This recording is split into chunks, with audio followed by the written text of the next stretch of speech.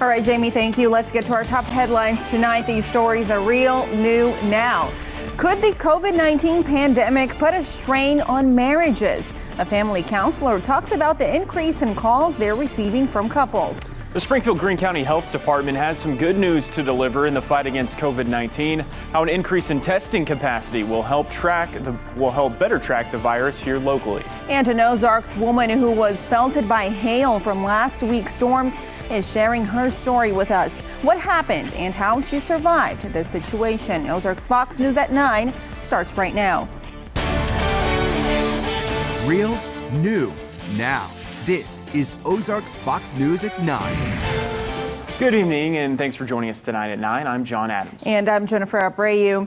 Divorce rates could be increasing as more of the country reopens after stay-at-home orders are lifted. Some say it's because people are spending more time at home and not going out as much as they used to. Our Madison Heaver talked with two family therapists about divorce rates. Madison, what do they have to tell you? I talked with Stephen and Tracy Bell. They both work at College of the Ozarks in the Family Studies and Social Services Department. They're family therapists as well, and they're also married. They told me they've gotten an increase in calls from people letting them know they're thinking about getting a divorce. They say right now and during the stay-at-home order, people are facing a lot of stressors, and on top of that, spending a lot of time with their spouse with no outlet. Those stressors can include financial strain and loss of community and also maintaining your health. But they say if you're thinking about divorce, to try and wait out the pandemic before making such a big decision. I would never tell them wait till you're the most stressful in your personal life and then make that decision. What do we normally tell people? We'd say, look, allow the stress to kind of calm down a little bit so you can begin to see all that's really going on and make an informed decision. So I would recommend wait till after the pandemic is beginning to loosen up and we're beginning to kind of have some sort of normality to life. The Bells say the best way to work on your marriage is to be open and honest with the feelings and emotions you experience instead of projecting those onto your spouse. All right, thank you, Madison. We'll continue to update you on COVID-19. Greene County had no new COVID-19 cases over the weekend, but Health Director Clay Goddard warns the virus is far from gone. Addressing City Council today, Goddard did have some good news to share as well. You may remember we reported on the county testing 200 asymptomatic essential workers. So far, from those, 150 of those tests have come back negative. The health department will now be able to do in-house COVID-19 testing. This will allow for people who have been in contact with positive patients to be tested even if they are not showing symptoms. Goddard says this does not change the testing requirements for the general public, which are at least one symptom and a doctor's referral. Those are still needed. But he did emphasize that the health department wants everyone in the community to feel like there are no barriers to being tested. I want to again reiterate that anyone who is experiencing barriers to testing should let us know. We don't want anyone to go without testing who needs it. Anyone who needs help getting access to testing should reach out to us at our hotline at 417-874-1211. As far as the next steps to reopening, leaders say a meeting could come as soon as Friday with new guidance from them. The health department is also putting together a proposal to the Greene County Commission on how to best use the CARES Act funding. New at 9 tonight, a mother of 5 was injured after she was pelted by hail in a thunderstorm last week. Our Francis Lynn spoke with Gina Langston today and joins us now in the studio with more. Francis. Langston and her brother were out hunting morel mushrooms when the hail came down fast and they were unable to get back to their car. Langston told me her and her brother went out to a wooded area and the weather was very nice to start off with. They thought they could just start heading back to their car once it started to rain. But she said it was so hard to see because the rain was coming down so hard and they were about a quarter of a mile away from their car. It also wasn't a straight trail to the car. There were muddy turns and tree branches on the ground.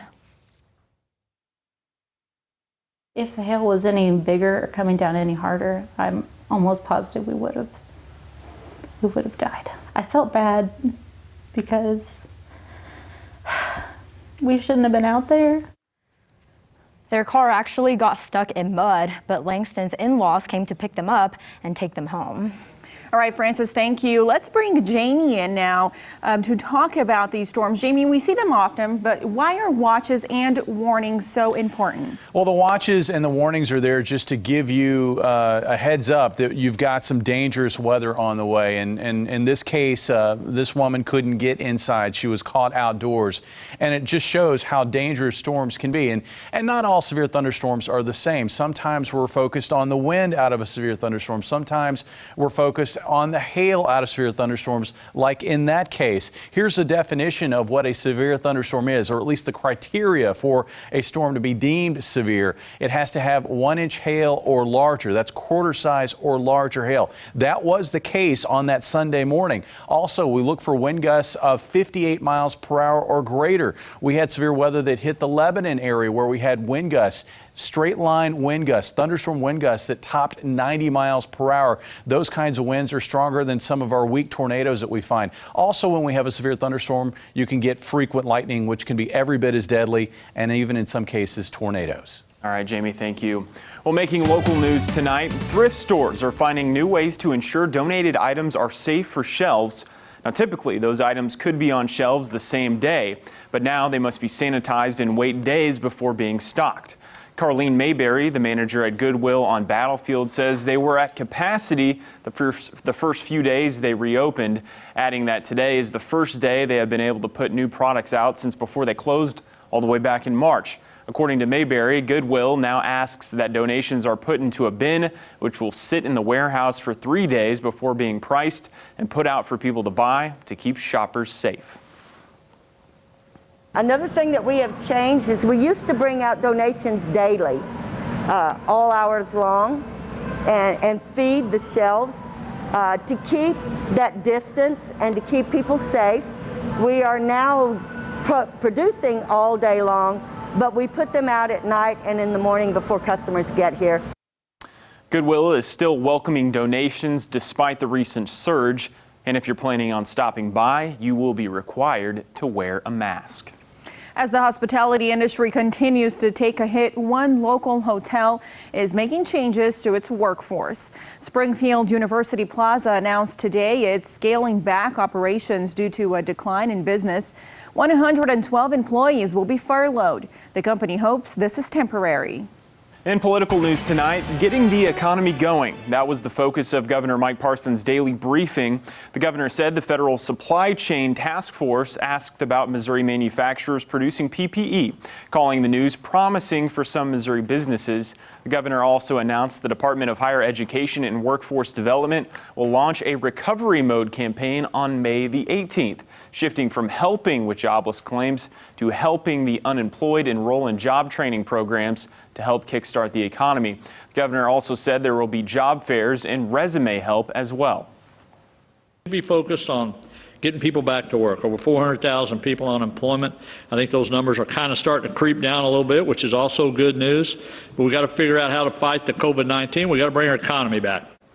Parson said he is encouraged by what he has seen from Missourians when it comes to following social distancing guidelines and believes that has made a big difference.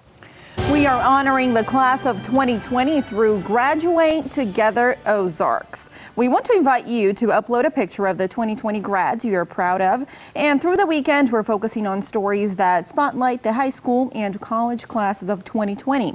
You can find all of this on ozarksfirst.com. Click on Graduate Together Ozarks at the very top of the page, and that's where you'll find our gallery of local grads and a place to submit your own photo. Well, it was a most unusual May the 12th of 2020 here in the Ozarks, to say the least. James. Yeah, we haven't recorded a day as cold as today was on May the 12th. Our high never made it out of the upper 40s, but we're going to be changing this pattern. We're going to go from cold and rainy to warm and stormy. I'll have more on that in your forecast next.